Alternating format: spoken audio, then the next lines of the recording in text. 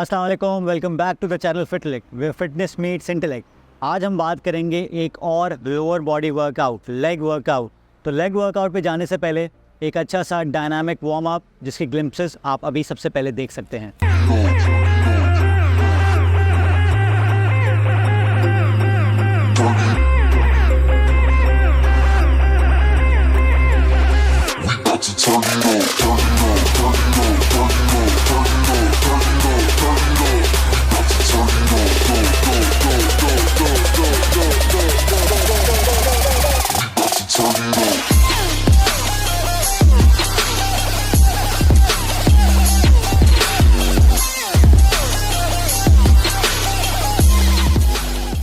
So warm up आपने देख लिया, ये डायनामिक किस्म का वार्म अप था जिसकी ग्लिम्पसेस आपने देखी।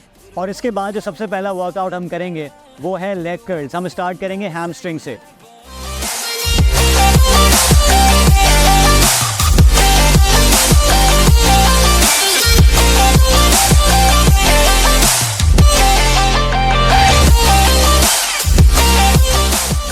आज हमारा सीन कुछ ऐसा है कि हम पहले हैमस्ट्रिंग करेंगे, फिर एक क्वाड डोमिनेट करेंगे, दोबारा हैमस्ट्रिंग करेंगे, दोबारा क्वाड डोमिनेट करेंगे। तो हम अपने एगोनिस्टिक एंटागोनिस्टिक मसल्स को एक साथ काम करेंगे। एगोनिस्टिक मसल बेसिकली यहाँ क्वाड है जो आपके लेग के फ्रंट पे होता है।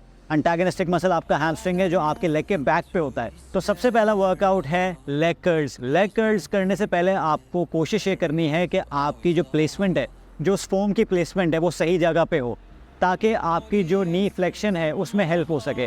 आपको जी बिल्कुल इस तरह काम करता है लेग एक्सटेंशन जिस तरह आपका बाइसेप कर्ल काम करता है। आपका बाइसेप कर्ल जब आप ऊपर लेकर आते हैं तो आपके में यहाँ पीक आती है, इसी तरह आपके हैमस्ट्रिंग में भी पीक आती है।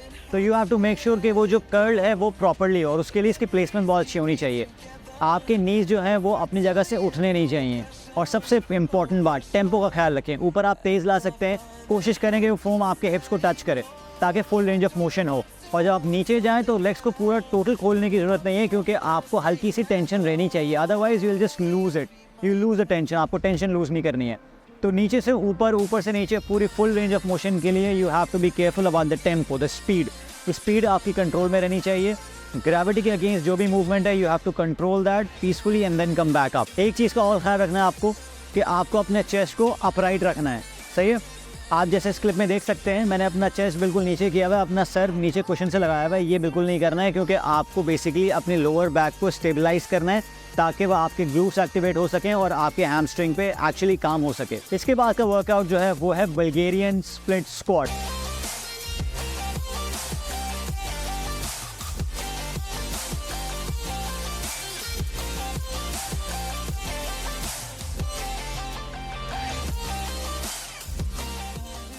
मैंने अपनी ज़िंदगी में कोई ऐसा बंदा नहीं देखा जो बल्गेरियन स्प्लिट स्क्वाड का नाम सुन के मुंह ना बनाए। सही, लेकिन मेरी बहुत फेवरेट एक्सरसाइज है।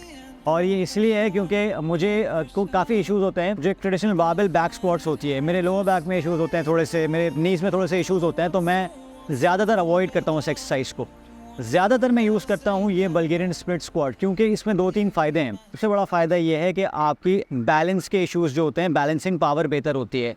आप यूनिलेटरल एक्सरसाइज से एक लेग को एक वक्त में स्ट्रेंथन कर रहे होते हैं, और इससे सबसे बड़ा फ़ायदा ये होता है कि आपको अपनी एनर्जी लीकेजेस का पता चलता है, आपको अपने इम्बैलेंसेस का पता चलता है। जैसे मैं बहुत दफ़ा क्या होता है कि मैं राइट लेग से ज़्यादा कर पाता हूँ, लेफ्ट लेग से कम कर पाता हूँ। तो I challenge my left leg to come equal to the right leg.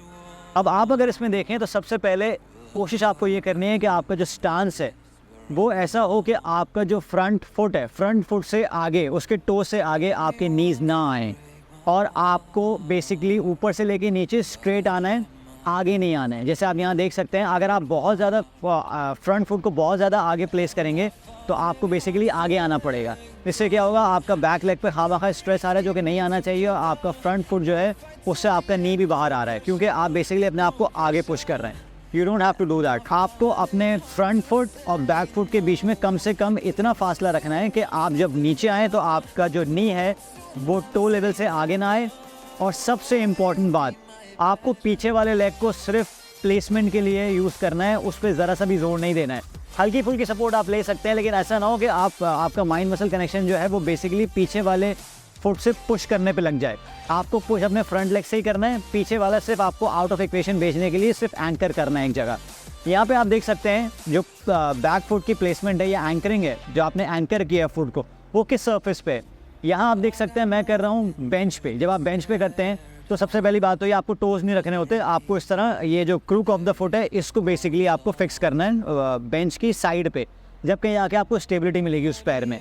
लेकिन इससे भी ज़्यादा बेहतर आपके पास ये फोम है बेसिकली मिल जाएंगे लेग कर्ल मशीन्स में आपको, ये जिस तरह मैं लेग एक्सटेंशन मशीन में मैंने लगा रहा हूँ। इसके अलावा हाइपर एक्सटेंशन का जो एक इक्विपमेंट होता है उसमें आपको ये मिल जाता है। उसकी प्लेसमेंट करते हैं आप फोम में, तो ये आपकी एंकल मोबिलिटी और जो भी आपकी मोबिलिटी के इशूज़ होते हैं उसको एड्रेस करता है, क्योंकि आपका पैर फ्रीली मूव कर रहा होता है, स्लाइड कर रहा होता है और कहीं फिक्स नहीं होता, जिसकी वजह से आपकी पूरी की पूरी कॉन्सेंट्रेशन फ्रंट फुट पे होती है, फ्रंट लेग पे होती है। तो मेक श्योर कि अगर आपको इस तरह की फैसिलिटी अवेलेबल है, वेल इक्विप्ड जिम है, तो आप इस तरह के फोम्स को यूज़ करें, ना कि बेंच यूज़ करें। और जब बेंच यूज़ करें तो बेंच पे भी ख्याल रखें। यहाँ से मैं बात करूँगा पोस्चर की।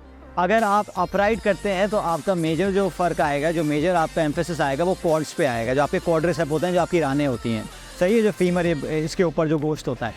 अगर आप थोड़ा सा आगे टिल्ट हो जाएंगे तो आपके ग्लूट्स, जो आपके कूलों के मसल्स हैं या आपके बैक आपके ग्लूट्स के मसल्स हैं, उस पर फ़र्क पड़ेगा। और ग्लूट्स इतने ही इंपॉर्टेंट हैं जितने आपका लोअर बॉडी, क्योंकि ग्लूट्स आपकी लोअर बॉडी का पार्ट है। तो अगर आपका गोल ग्लूट्स पे काम करने का है then okay you can actually tilt forward, otherwise go upright. एक और इम्पॉर्टेंट बात ये कि बहुत दफ़ा क्या होता है कि जो लेग्स का डिस्टेंस है आपस का वो बहुत क्लोज रखते हैं लोग, जिसकी वजह से इम्बैलेंसेस का मसला होता है। तो बैलेंस करने के लिए आप अपने फ्रंट फुट से बैक फुट थोड़ा सा डायगनली अपार्ट करेंगे ताकि आपको एक स्टेबिलिटी मिले, जब कहीं जाके आप प्रॉपर्ली बल्गेरियन स्प्लिट स्क्वाट या किसी भी तरह के स्प्लिट स्क्वाट्स कर सकते हैं या फिर लंजेस कर सकते हैं। पैर बिल्कुल पैर के पीछे या अगले पैर के पीछे नहीं आना चाहिए, थोड़ा सा डायगनली आउट आना चाहिए ताकि आपको स्टेबल बेस मिले। एक इंपॉर्टेंट चीज़ ये जो मैंने अपने एक्सपीरियंस से नोट की है, बहुत दफ़ा क्या करते हैं लोग, राइट लेग के बाद लेफ़्ट लेग फ़ौरन शुरू कर देते हैं। इसमें बेसिकली आपका लेफ़्ट लेग कहीं ना कहीं इन्वॉल्व ज़रूर होता है जब आप राइट लेग कर रहे होते हैं, तो वो बिल्कुल प्योरली रेस्ट में नहीं होता, तो जिसकी वजह से 20% 30% काम वो भी कर रहा होता है। तो उसको रेस्ट देने के लिए, कंप्लीटली रेस्ट देने के लिए आप एक काम ये करें जो मैंने अपने एक्सपीरियंस से नोट किया है कि पहले एक लेग को फारिग कर दें, एक लेग से आप करें 60 सेकंड वेट करें, 45 सेकंड जो भी आपका रेस्ट पीरियड है, उसके बाद दोबारा यही लेग करें, फिर दोबारा ये लेग करें, 3 बार ये हो जाएं। अगर 4 सेट है तो 4 बार ये हो जाएं, फिर उसके बाद आप लेग चेंज करें, 4 इनको अलग करें। मैं इस तरह करता हूँ कि मैं पहला सेट जो होता है वार्म अप सेट के तौर पे यूज़ करता हूँ स्टेबिलिटी बेस बनाने के लिए, और अपने फेलियर से थोड़ा पहले रुक जाता हूँ, बगैर वेट्स के जाता हूँ, जैसे कि आप यहाँ भी देख सकते हैं। उसके बाद मैं वेट्स पुट ऑन करता हूँ। अगर मुझे दूसरे सेट में लगता है कि हाँ मेरी स्ट्रेंथ इंक्रीज़ हो गई, मैं तीसरे सेट में वेट और पुट ऑन कर लेता हूँ। So this is how you can actually go through the crescendo. इसके बाद का जो वर्कआउट है वो है गुड मॉर्निंग्स।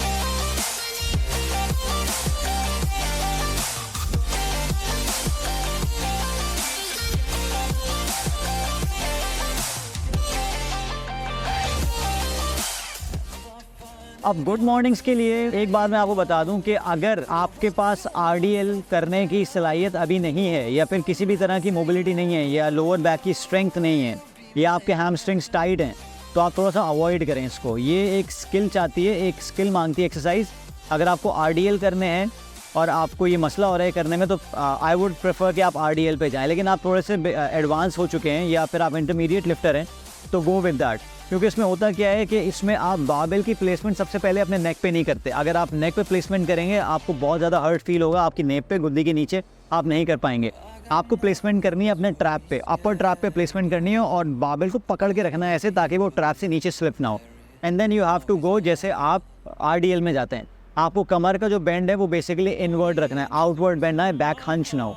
तो इसी तरह आप जब चेस्ट आउट करेंगे, और ऑटोमेटिकली जब आप बारबेल को अपर ट्रैप पे रखते हैं तो आपका चेस्ट खुद ब खुद आउट आ जाता है। अब आपको चेस्ट को इसी पोस्चर में लेके लोअर बैक को इंटैक्ट रखते हुए, लोअर बैक को और अपने एब्स को टाइट रखते हुए नीचे जाना है। And you have to start with hip hinge. Hip सबसे पहले पीछे जाने चाहिए, और आपके घुटने में जो बेंड है वो वैसे का वैसे इंटैक्ट रहना चाहिए। बेंड कभी भी स्क्वाट लेवल में ना आए, मतलब ऐसा ना लगे कि आपके जो घुटने हैं वो थोड़े से और बेंड हो रहे हैं और अब स्क्वाट करना शुरू कर दिया, ऐसा ना हो। जिस तरह आरडीएल में you have to make sure कि आपके घुटने बेंड नहीं हो, उसी तरह इसमें भी you have to make sure कि आपके घुटने बेंड ना हो। तो हिप हिंज करें, चेस्ट आउट रखें, स्लो नीचे जाएं, कंट्रोल मूवमेंट करें, बारबेल को अपने अपर ट्रैप पे रखें एंड एंजॉय द मूवमेंट। और ये आपके हैमस्ट्रिंग स्ट्रेच के लिए होता है। अच्छा, आगे वाली एक्सरसाइज से पहले मैं आपको बता दूं कि अभी तक जो मैंने एक्सरसाइज आपको बताई हैं, इसमें मैं आइडियली 3 से 4 सेट्स करता हूँ, और मैं वही हाइपरट्रोफी की रेंज में कि 8 से 12 रेपिटेशन की रेंज में कर रहा होता हूँ। लेग कर्ल्स के 8 से 12 रेपिटेशन की रेंज में कभी 10 भी हो जाते हैं, 12 भी हो जाते हैं, डिपेंड्स कि मेरा स्ट्रेस लेवल क्या है, मेरी नींद कितनी पूरी हुई है, मैं मतलब फुल मूड में हूँ, फुल रेपिटेशन के साथ जाने में, तो मैं वेट्स कम करके अपने 12 रेपिटेशन तक के वेट्स लगाता हूँ। अदरवाइज़ मेरी नींद पूरी है, मैं फ्रेश हूँ, तो मैं कोशिश ये करता हूँ कि हैवीएस्ट जाऊँ। तो हैवीएस्ट के साथ मैं इतना हैवी सेट करता हूँ कि मैं 8 रेपिटेशन करूँ। डिपेंड करता है, क्योंकि हमारी लाइफ कभी लीनियर नहीं होती, तो उसके मुताबिक करें। बहुत दफ़ा क्या होता है कि अगर जैसे हफ्ते में 2 दफ़ा लेग्स हैं, तो एक लेग्स थोड़ा हल्का जाता है, जहाँ पे मैं 12 रेपिटेशन की रेंज में कर रहा होता हूँ। एक दिन ऐसा होता है जहाँ पे मैं 8 से 10 रेपिटेशन की रेंज में कर रहा होता हूँ। It all depends upon your routine and your workaholic lifestyle. तो इसी तरह दूसरे सेट में आपने देखा, जिस तरह मैंने आपको बल्गेरियन स्प्लिट स्क्वाट का बताया था, उसमें भी आपको कोशिश ये करनी है कि पर लेग आपको 10 से 12 रेपिटेशन करने हैं, ठीक है। चाहे वो हाँ, जब आप नॉन वेटेड जाएँ, जब आप बॉडी वेट जाएँ तो आप 20-25 जा सकते हैं, लेकिन फेलियर टच ना कीजिएगा, क्योंकि आपको आगे अच्छे खासे वेट्स करने हैं, तो you have to reserve some energy for that. इसके बाद गुड मॉर्निंग सब, यही सीन है कि इतना वेट्स लगाएं। अगर आपको ये लगता है कि 5-5 kg भी नहीं लग सक रहा है बारबेल में, तो ओनली नेकेड बारबेल से करें, कोई ऐसा मसला नहीं है, बट जाएँ आप 10 से 12 रेपिटेशन की रेंज में।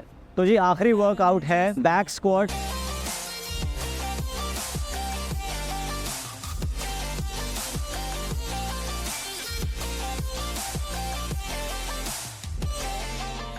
जैसे मैंने कहा कि मुझे मसला होता है बैक स्क्वाट्स करने में, तो मैं अपने आप को चैलेंज ज़रूर करता हूँ। देखें, कोई एक्सरसाइज ना होने का मतलब ये नहीं है कि आपको टोटली उसको अपने रूटीन से फारिग कर देना है। आपको उसके डिफरेंट वेरिएशंस करने हैं, आपको उसके वेट्स के साथ, टेम्पोस के साथ, उसकी इंटेंसिटी के साथ थोड़ा सा एक्सपेरिमेंट करना है। मुझे ज़्यादा ये एक्सरसाइज सूट करती है जब मैं इसको जंप स्क्वाट्स के साथ कपल करता हूँ, क्योंकि इसमें कार्डियो का एलिमेंट भी ऐड हो जाता है और इसमें एंड्योरेंस का एलिमेंट भी ऐड हो जाता है। और इसके बाद साथ जब मैं वेटेड जंप स्क्वाट्स कर रहा होता हूँ, उसमें मैंने बैक बारबेल भी ऐड कर लिया।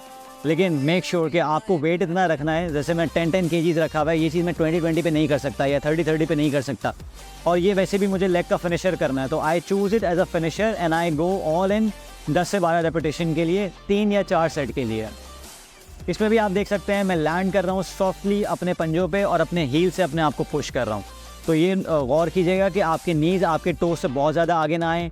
नीचे आते हुए आप नीज़ को ओपन रखें ताकि आपको स्टेबिलिटी मिले, और नीचे बहुत स्लो आके आपको स्टेबल करना है, डीप स्क्वाट में जाना है, and then you have to power yourself up for that jump. तो ये था आपका आज का लेग का वर्कआउट, सो ज़रूर ट्राई कीजिएगा। इसके अलावा और भी 1-2 लेग्स वर्कआउट है, आप ज़रूर चेक कीजिएगा, मैं डिस्क्रिप्शन में दे दूँगा। इंशाल्लाह अगले हफ्ते मुलाकात होगी दूसरे वीडियो के साथ। थैंक यू वेरी मच, खुदा हाफिज़।